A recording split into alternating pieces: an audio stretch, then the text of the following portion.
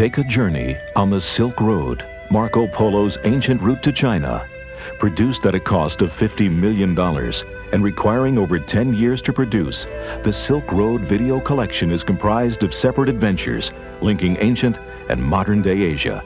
Broadcast to outstanding critical acclaim in over 25 countries, the Silk Road is now available on video for the first time. With the entrancing music of Guitar as a backdrop, each of the episodes in the collection focuses on the history, art, and culture of one of the world's most inaccessible regions.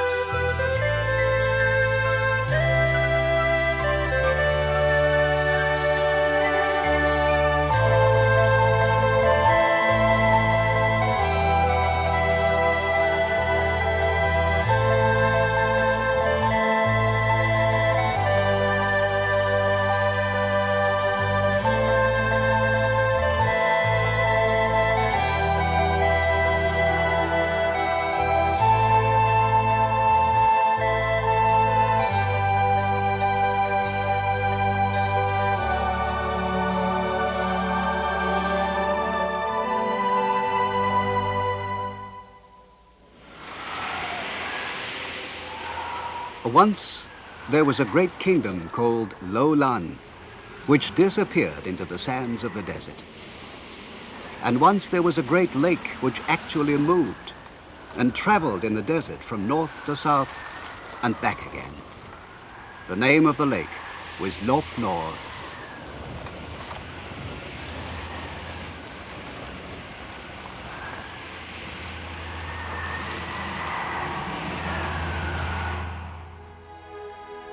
Both these places, Lop Nor and Lou-Lan, the kingdom that once flourished on its banks, was somewhere near the eastern tip of the Taklamakan Desert in the heart of Asia.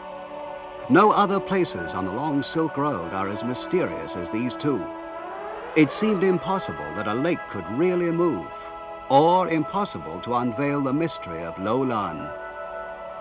To the east, Chang'an; to the west, Persia and Rome; to the south, India.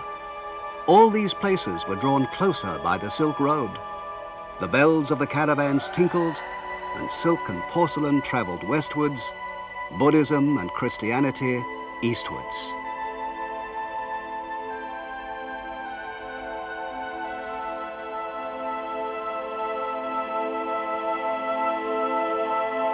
At the very point where the two cultures of the East and West met lay the Kingdom of Lou-Lan. The ancient cities of Yangguan and New Menguan, somewhere near Lou-Lan, are 2,000 kilometers or 1,200 miles west of the modern city of Xi'an. The desert area west of here is used by the Chinese army as a testing ground for atomic and hydrogen bombs, so of course it's top secret. This is an aerial photograph of Lop Nor, shaped like an ear, and of the ancient kingdom of Lou-Lan. But photographs like this, taken from an altitude of 900 kilometers or 500 miles, tell us nothing about the past.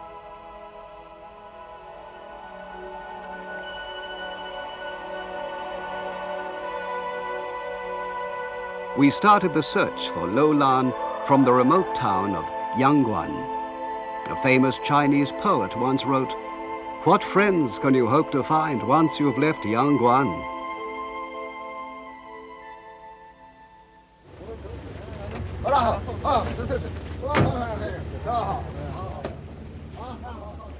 Our party consisted of 18 people, including soldiers, doctors, and various assistants.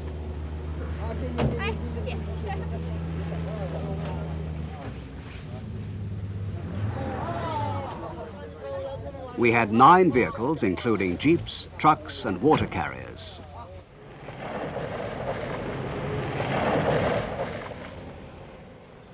It was to be the first journey of exploration from Yangguan to Lou-Lan since the Sino-Swedish expedition of 1934, almost half a century ago.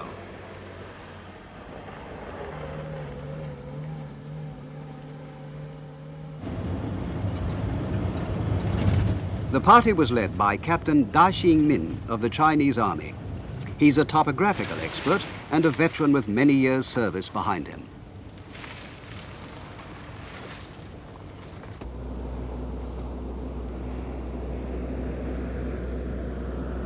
The Silk Road is now submerged by the desert.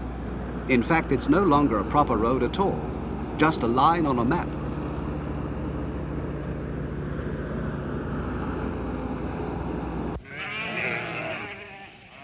A 100 kilometers or 60 miles from Yangguan, we arrived at the small village of Hokong.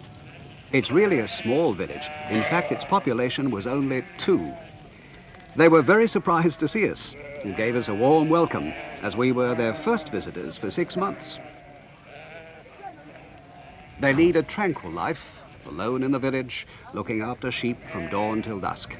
They spin the raw wool into yarn and weave the yarn into cloth.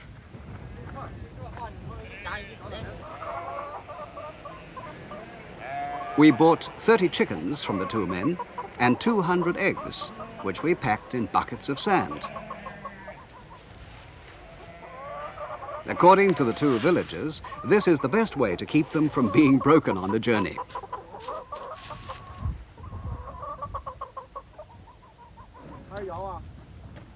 We also bought a few sheep as emergency rations. Then we climbed back into the trucks and set off once more.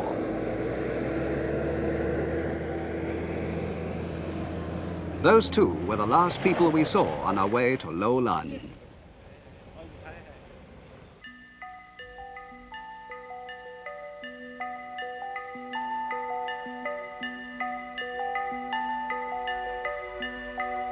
There's no doubt that the merchants carrying silk and soldiers on the march with pikes in their hands in those days must have purchased food from the nomads, obtained additional supplies of water, and continued their journey to the west or to the east, just like we're doing now.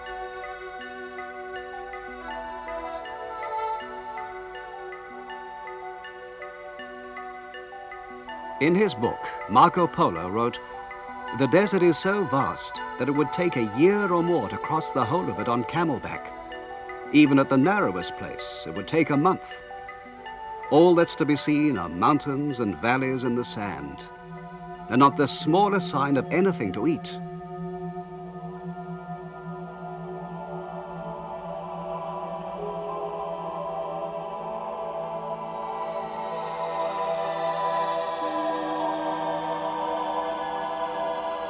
This place is called by the Chinese Sword Point Ridge, and it certainly lived up to its name.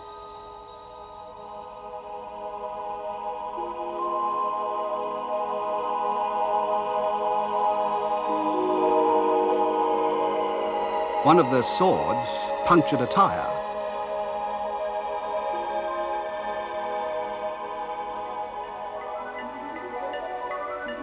Suddenly, we saw something moving fast. It was a gazelle. Imagine a gazelle in the middle of the desert. But the soldiers are excellent shots, and the gazelle didn't get far.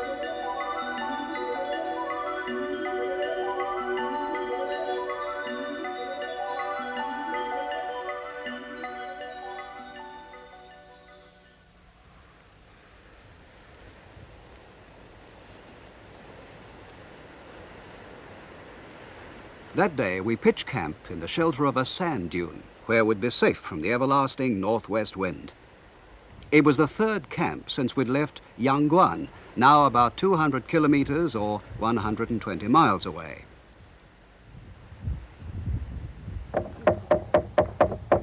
The gazelle we had shot would make a good supper.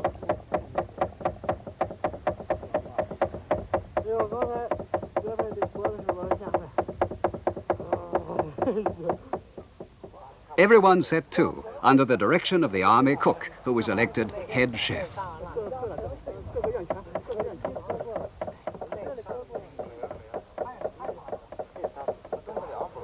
Luckily, our new friends turned out to be experts at making spicy Chinese dumplings, just what we needed. In China today, men and women are regarded as equals, so men know how to cook just like women.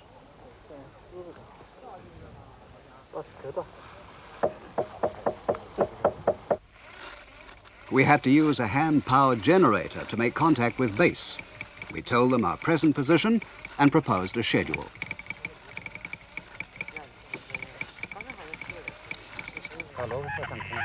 We had to do all this because the Silk Road here passes through a secure military area.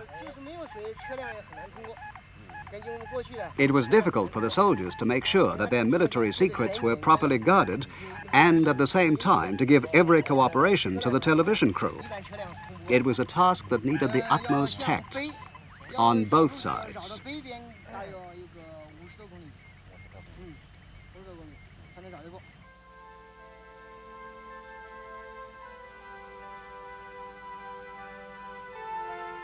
How many thousands or tens of thousands or hundreds of thousands of years passed before all these magnificent formations in the desert achieved the contours they have today?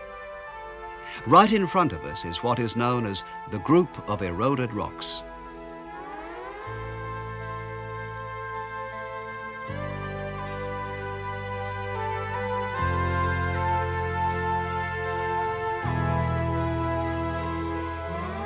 A work of art that nature has created with such painstaking effort. A member of the TV coverage team named this the Sphinx of the Taklamakan Desert, while another member called it the guardian deity of the Kingdom of Lou-Lan.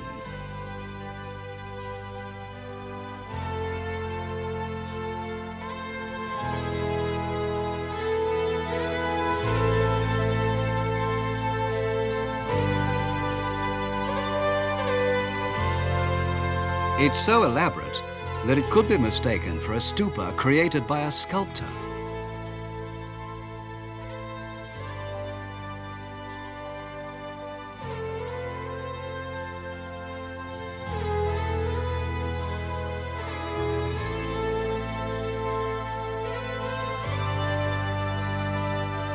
And look at this huge circular mansion that conjures up visions of the dwelling place of a god.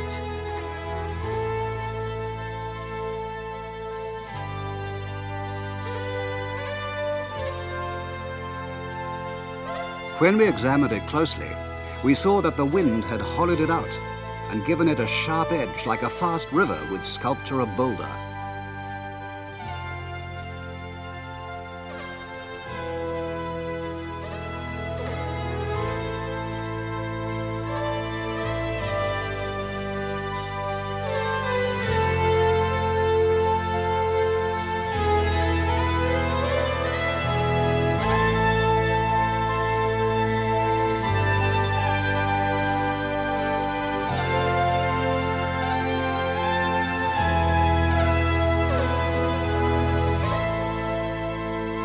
This enormous mesa-like rock measures 80 kilometers by 40 or 50 miles by 25.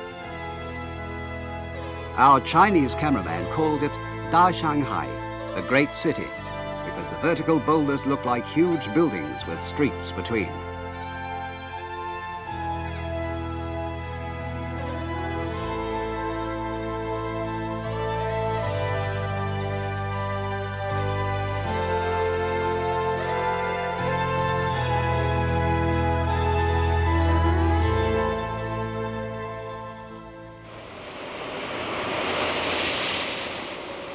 When the wind began to blow again, we measured it with our anemometer. It was blowing at 25 meters a second, or 56 miles an hour. Now the sand and tiny pebbles were blowing in our faces. It was the start of one of those desert storms the Chinese call flying sand and running stones.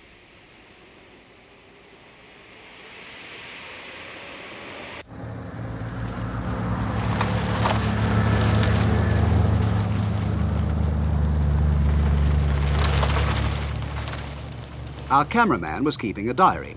Here's what he wrote that day. April 10th, 8 p.m. Temperature, -2 degrees Celsius, 27 degrees Fahrenheit. Weather, light snow. Since setting out this morning, we've covered 139 kilometers, or 90 miles. Men and vehicles have both been pushed to the limit.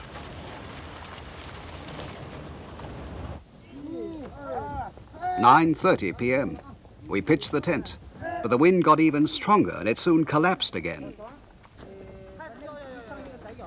It took an hour to secure it the second time.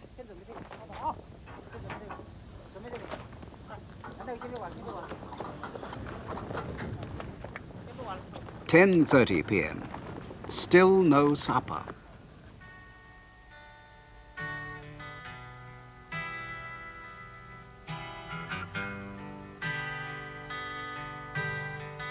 "11:30 p.m. We ate our supper and now we can relax a bit. Preparations for sleep. Everybody's face is white with sand. The layers of earth and sand on our faces give some idea of the climate here. We haven't been able to wash our faces or clean our teeth for several days.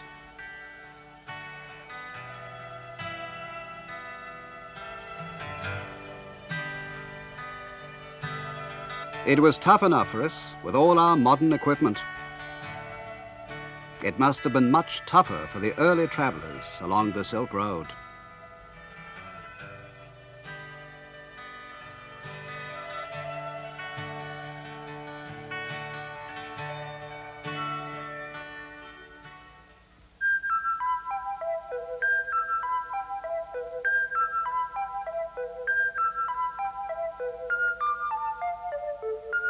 Almost 1600 years ago, a Chinese monk called Fa Xian traveled westwards along this same route. He wrote, "In the middle of the desert, when the fiery wind blows, everything seems suddenly dead, as though all life had been obliterated from the face of the earth. No bird is to be seen in the air, no beast on the ground."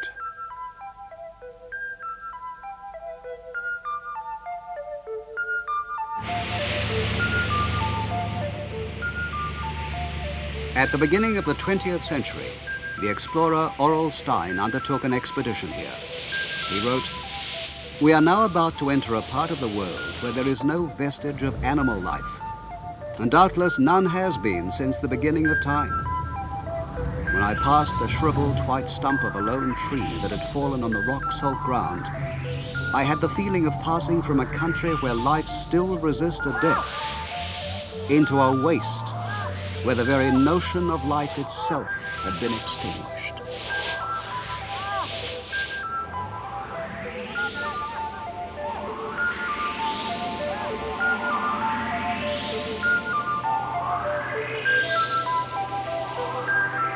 The only thing that could pass through such a place was a road pioneered by nameless men, the bearers of civilization from Chang'an, from Persia, and from Rome.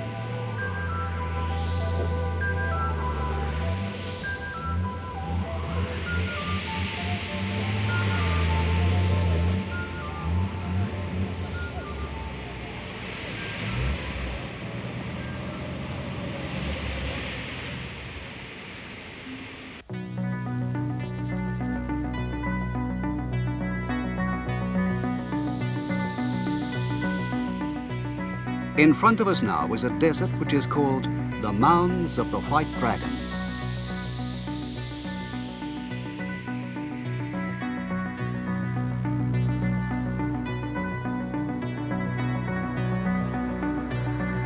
It's called that because the rock salt projecting through the sand looks like the triangular spikes on the back of a dragon.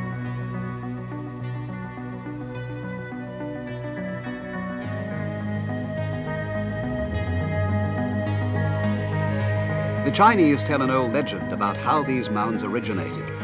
Once there was a great kingdom here ruled by a wicked tyrant. A god, disguised as a monk, asked for alms, but all the wicked king would give him was a lump of the worthless rock salt that lay everywhere on the ground. The god became angry and caused the waters of Lake Lop Nor to overflow and flood the kingdom, so that it became the home of dragons.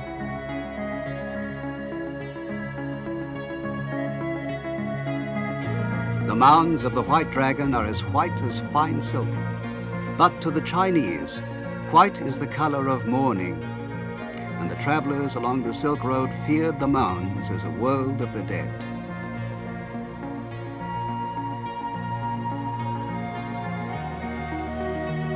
Another famous Chinese monk, Xuanzang, once wrote, "Many people have lost their way here in this vast plain which stretches as far as the eye can see, but which has no road.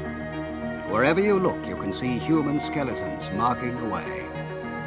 Because there is no water, nothing can grow here. And when the fiery wind blows, one is immediately plagued by sickness. Sometimes you can hear ghostly voices moaning and crying. But if you follow them, you soon get lost, tricked by the wiles of a demon."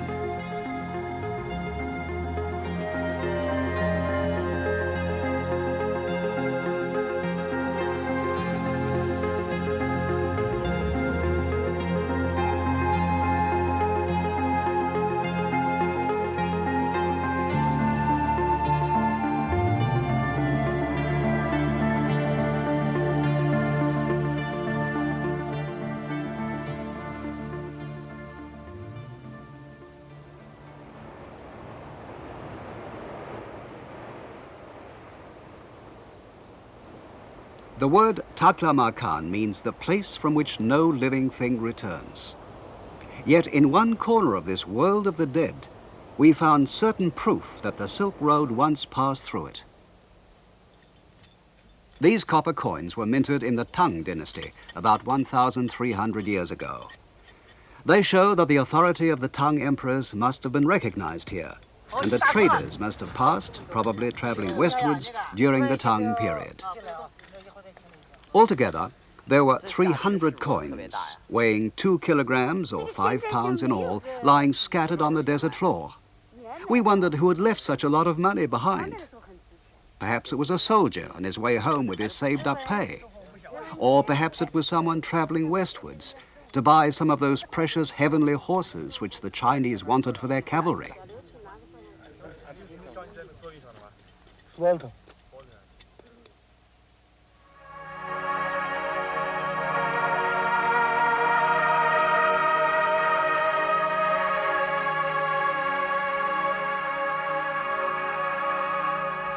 Our position was now 40 degrees 30 minutes north, 90 degrees 30 minutes east. And by now, Lop Nor should be in sight. However, there seemed to be no sign of it. Yet on the map, a blue speck marked it plainly. It was surely not possible to miss a lake more than 100 kilometers in diameter or 60 miles. The Swedish explorer Hedin once called Lop Nor the Wandering Lake. Perhaps it had wandered again.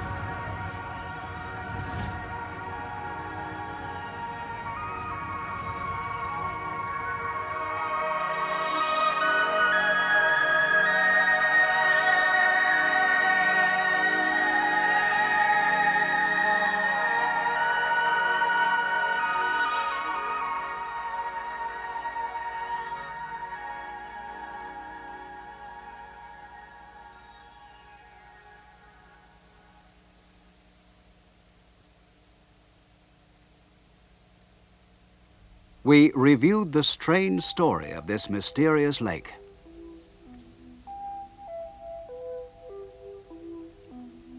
The first mention of Lop Nor is in a Chinese history book, the famous Han Chronicles, written more than 2,000 years ago.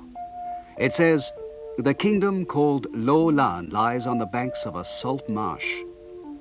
This is obviously a reference to the salt water of Lop Nor, which was important to the Chinese from early times, because, as the chronicles explain, the salt marsh is the source of the Yellow River.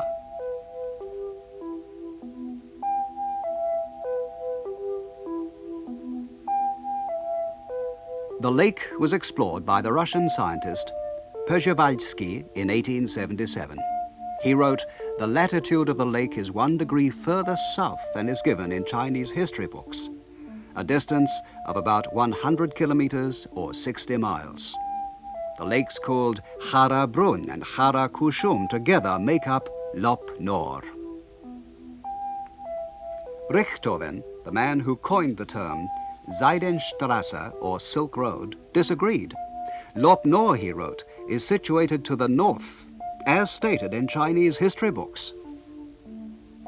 The lake was in Central Asia, but it was the cause of furious wrangling in far-off Europe, where the opinions of various geographical societies were sharply divided.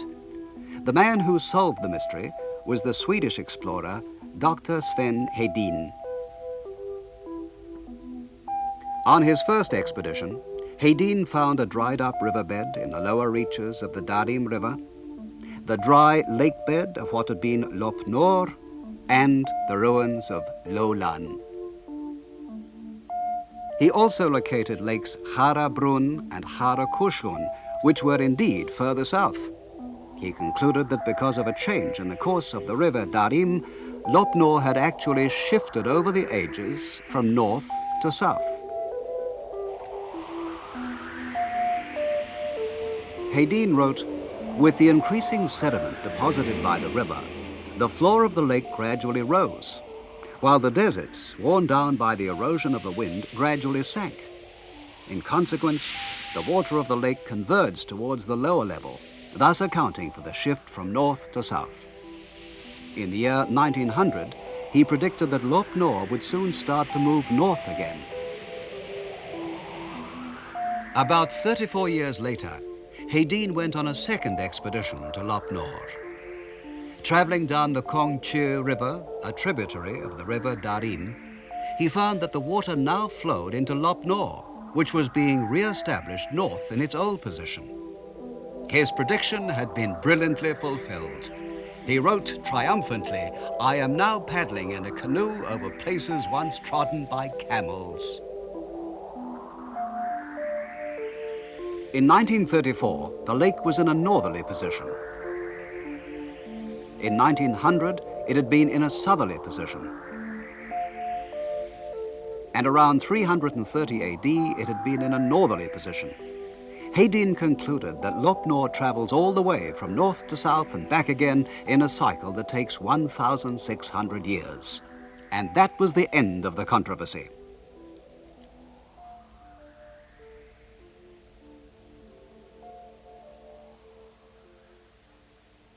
But we were now at 40 degrees 30 minutes north, 90 degrees 30 minutes east. According to Hedin's theory, we ought to be able to see a lake brimming with salt water.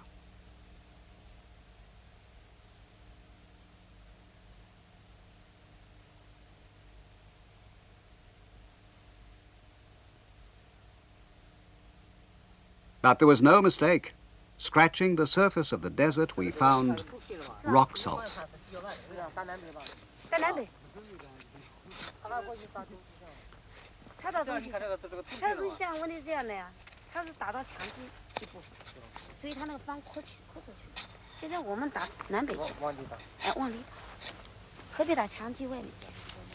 Undoubtedly, we had dug into the bed of what the chronicles called a salt marsh, and which was later called Lop Nor. But the lake itself was nowhere to be seen.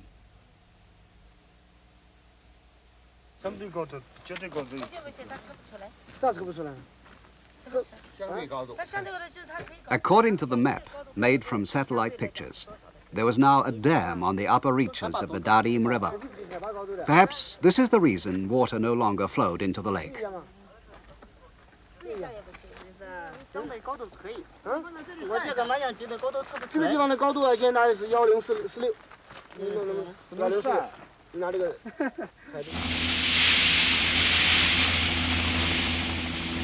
We had a helicopter supplied by the Chinese army, and we used it to search along the Darim River and the upper reaches of the Kongche.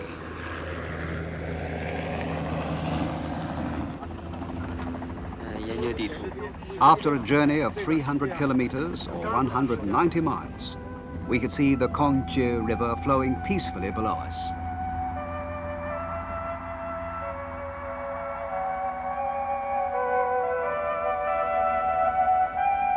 The source of the Kongche is the melting snow in the far-off Tian Shan Mountains. Most of this melted snow flows eastwards through the Taklamakan Desert, and among the tributaries of the Darim River, the largest amount of water is borne by the Kongche towards Lop Nor.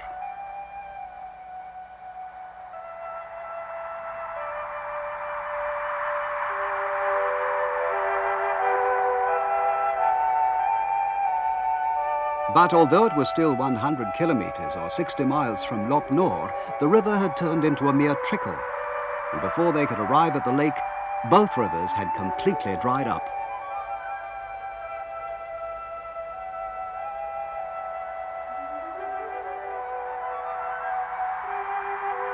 Perhaps the snowdrifts and glaciers on the Tian Shan and Kunlun ranges are no longer big enough to feed the lake. We also looked as far as 1 degree south of our route, and still there was no sign of water. Lop Nor had disappeared again. True to form, the lake is still a mystery.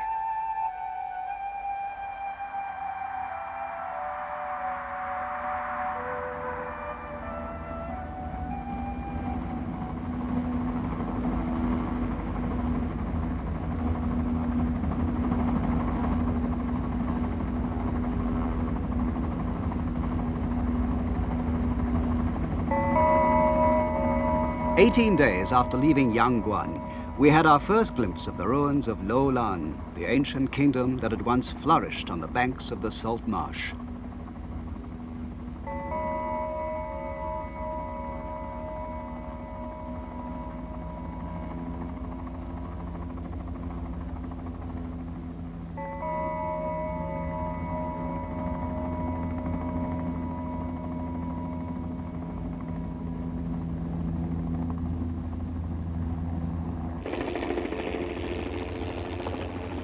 After exploring the Kongche River, one team landed in Lou-Lan by helicopter.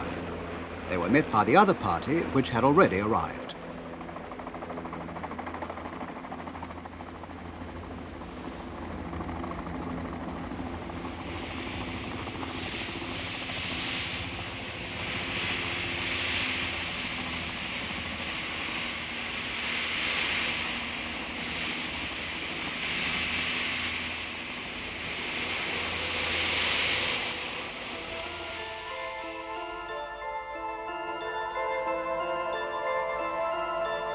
Since it lay at the eastern tip of the Taklamakan Desert, Lou-Lan was in its day an important stopping place on the Silk Road. Because of this and because of its great prosperity, it was a constant scene of battle between the Chinese and the Huns.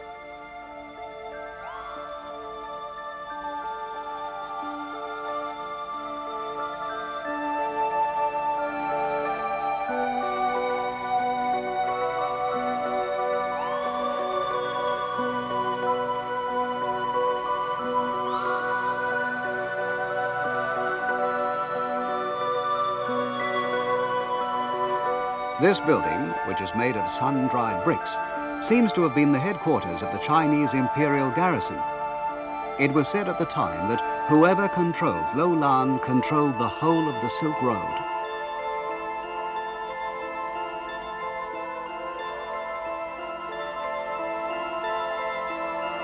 More than 2,000 years ago, a corps d'élite of 700 men sent by the Han Emperor Wu Di succeeded in expelling the Huns.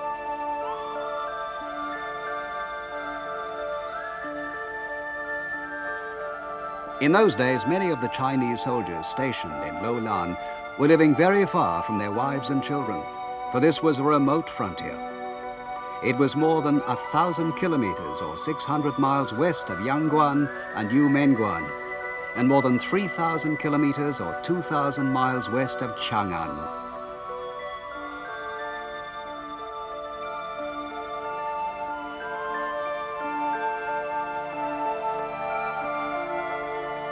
A famous Chinese poet, Sen Chan, wrote about the loneliness of the soldiers and how they longed for home in China.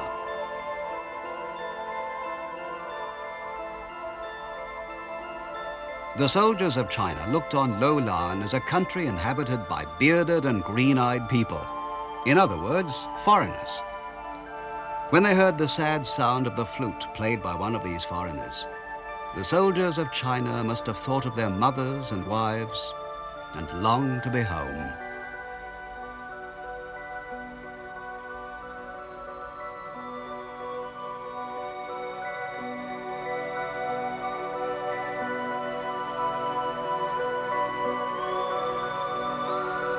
There is a letter of that time written by a man called Qiao Ji, who was probably a soldier garrisoned in Lou-Lan. This is what he wrote. I am living in a far-off region, and my brothers, sisters, and children are all at home, far away. I'm afraid the children might not be getting enough to eat or clothes to wear.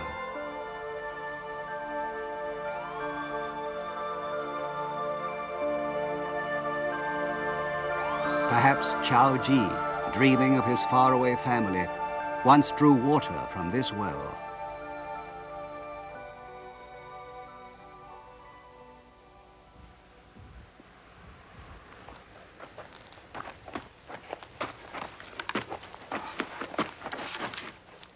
According to the experts of the Xinjiang Archaeological Institute, these houses, built with the wood of the toklak tree or giant poplar, were the palaces of great aristocrats or of senior officials. After more than 1,000 years, some of the foundations and beams still look good.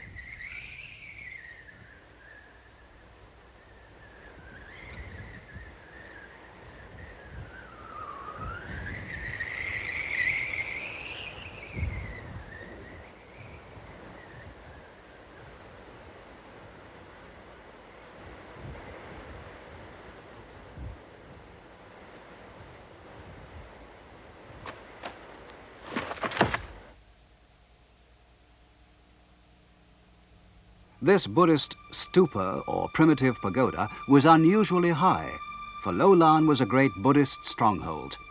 The historian Fa Xian says there are no less than 4,000 monks here, a quarter of the entire population.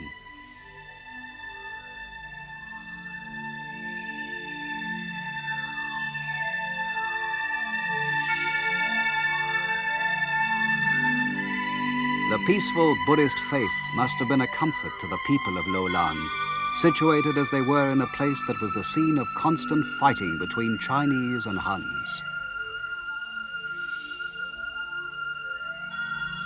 O Indora, the bestower of the holy rain, please give us more rain. Please make the crops grow. Glory be to the King of Lou-Lan. Such a prayer, intoned by priests, must have resounded throughout the castle.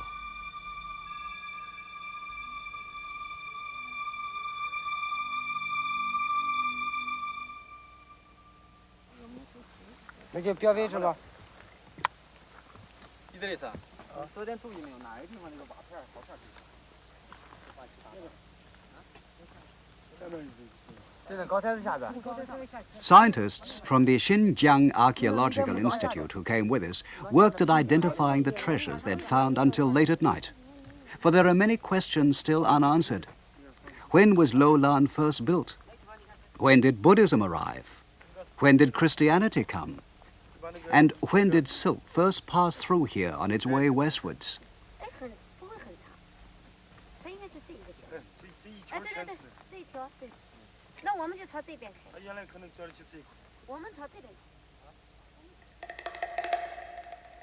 They were particularly interested in the inscriptions on strips of wood. In those days, official documents, Buddhist sutras, letters, and even personal records were all written on wood.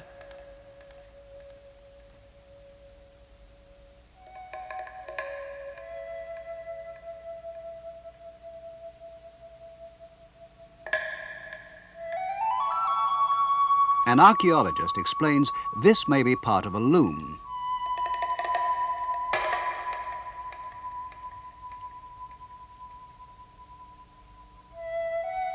Here's a gold ring that once graced the hand of a Lou-Lan lady.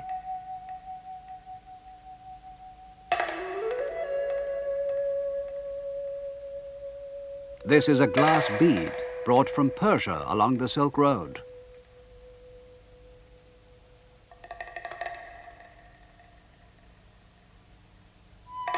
A Roman earring made from agate.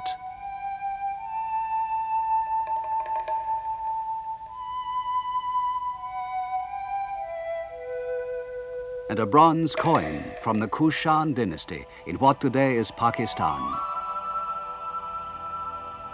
All these things excavated here make it clear that Lou-Lan was a very important place on the Silk Road, an oasis in the desert where the cultures of East and West were mingled.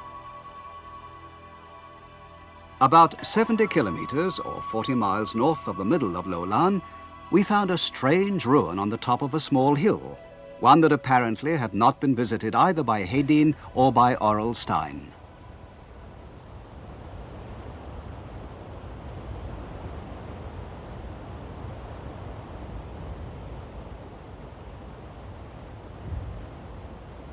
Posts made of toklak wood had been driven into the ground, outlining elliptical areas.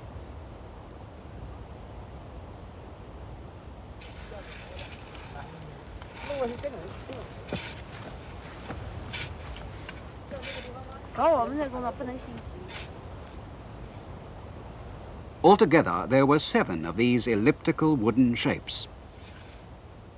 The archaeologists began to excavate them carefully.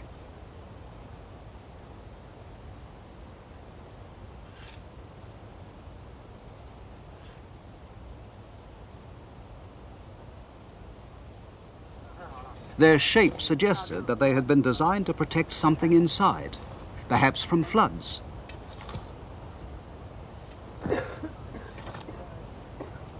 One of the scientists thought they might be the tombs of important people, lords or princes perhaps.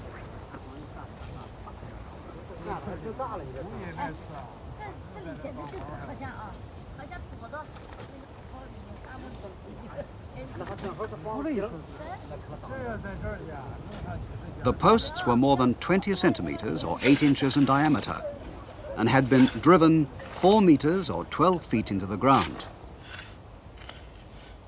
We all watched, fascinated to see a grave opened after 2,000 years.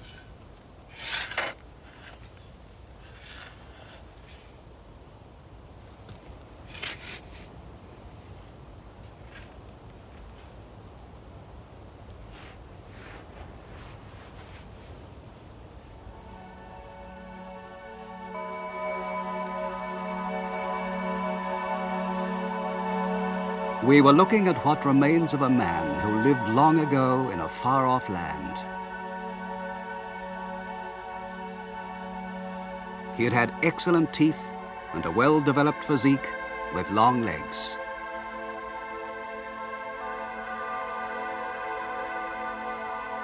He was probably of a northwestern Indian race, like many of Lou-Lan's ruling class. Perhaps he was even one of Lou-Lan's kings.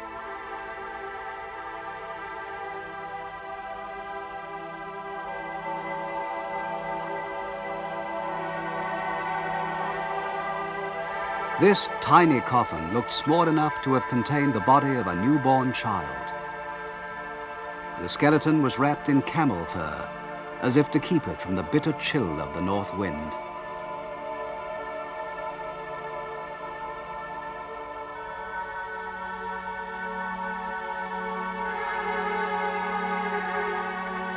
Inside, near the child's head, was a basket containing provisions for the soul.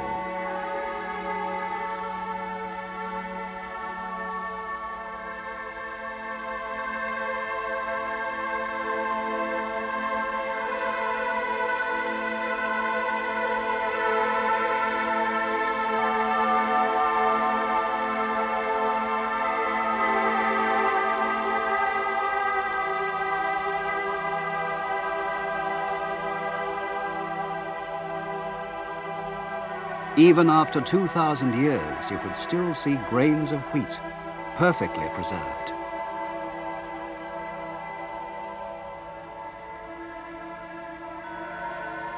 The base of the coffin looked like the hull of a boat.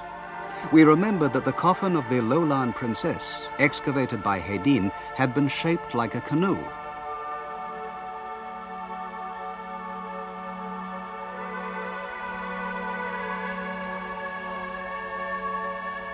With a store of wheat, wearing fur boots and camel hair blanket, this child once set out on the long journey to the other world.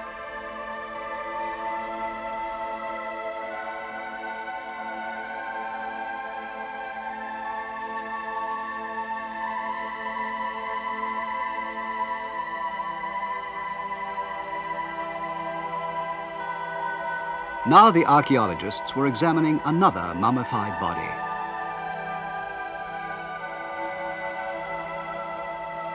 Because the climate is so dry, the body, which was about 155 centimeters tall, or 5 feet, was superbly preserved.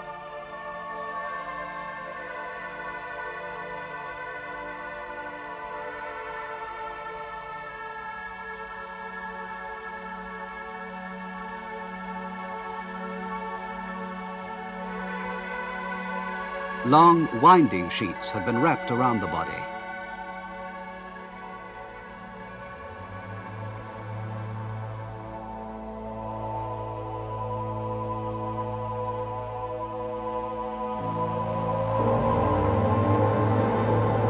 Dressed in such gorgeous silk, this must be the remains of a noble lady.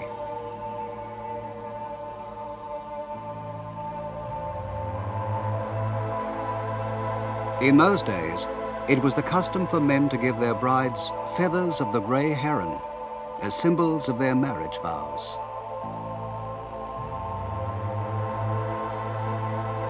Perhaps the feathers in the hair of this mummy had been placed there by her husband, a sign of eternal love.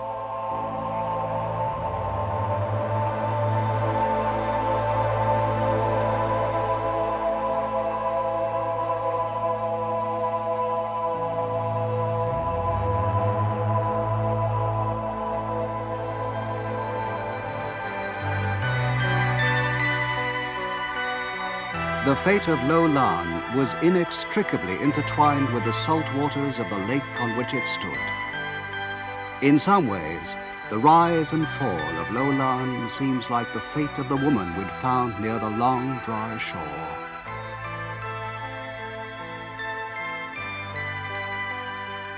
Lou-Lan is again covered by a whirling sandstorm and settles once more into timeless sleep.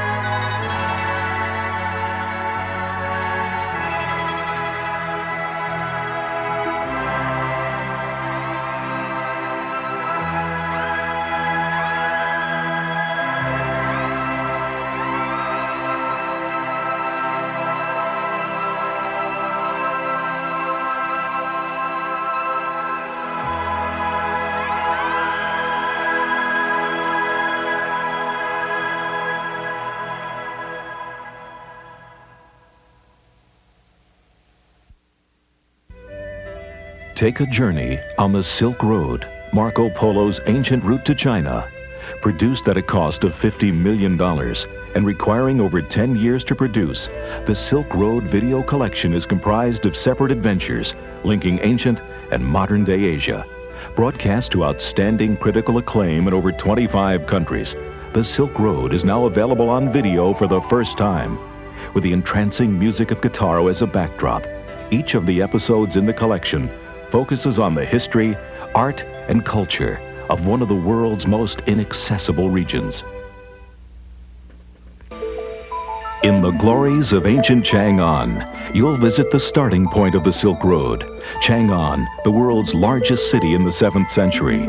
You'll see the incredible clay army, buried for almost 2,000 years. The discovery of these 6,000 statues was an archaeological triumph, and the Silk Road crew were the first foreigners allowed to photograph it. Thrill at the sculptures deep in the world's largest tomb, and then enter China's most hallowed Buddhist temple. Examine the hidden underground murals of a legendary princess, and walk the only man-made object visible from outer space, the Great Wall of China. In 1,000 kilometers beyond the Yellow River, you'll cross the Yellow River in a goatskin raft. Gaze in awe at the same giant Buddha that Marco Polo saw 700 years ago. Look with amazement at the huge water wheels that irrigate miles of Chinese croplands, and visit the secret caves of Bingli Sea, never before photographed by a television crew. Then transverse the forbidden corridor between the mountains and the Gobi Desert, where the Huns battled the Chinese for control over the most prized horses in the world. In the art gallery in the desert, you'll tour the legendary Magao Caves at Dunhuang, over 500 caves filled with more than 3,000 murals and statues, dating back to the 4th century AD, an oasis of history located in the middle of the Gobi Desert. These incredible man-made caves are an architectural masterpiece and the dream of art scholars around the world. Now, you will be among the first Westerners to visit them, and you'll see for yourself why these artifacts are considered to be among the most priceless treasures on Earth. In the Dark Castle, you'll encounter a mysterious ghost castle situated in the Gobi Desert. These ruins are all that remain after Genghis Khan obliterated the legendary city of Karakoto and exterminated the people that built it. After the Russian explorer Kozlov unearthed the castle, he took its incomparable treasures to the Russian art museum, the Hermitage. The castle, believed by the Chinese to be cursed, has not been entered for over 50 years until now. The castle stands near the Russian-Chinese border and is in a sensitive military zone normally closed to anyone but the Chinese army. You can only visit this region today via the Silk Road. The journey continues in search of the lost Kingdom of Lou-Lan, where you'll discover a lost kingdom which vanished into the sands of the desert. Join the first journey in half a century to seek these ruins. You'll uncover Silk Road relics that have been buried for over a millennium, and you'll unearth a mummy that's been preserved in a secret grave for over 2,000 years. The wind-carved rocks of the desert surround you at every turn. You'll gaze in amazement at the beauty that has taken nature an eternity to create.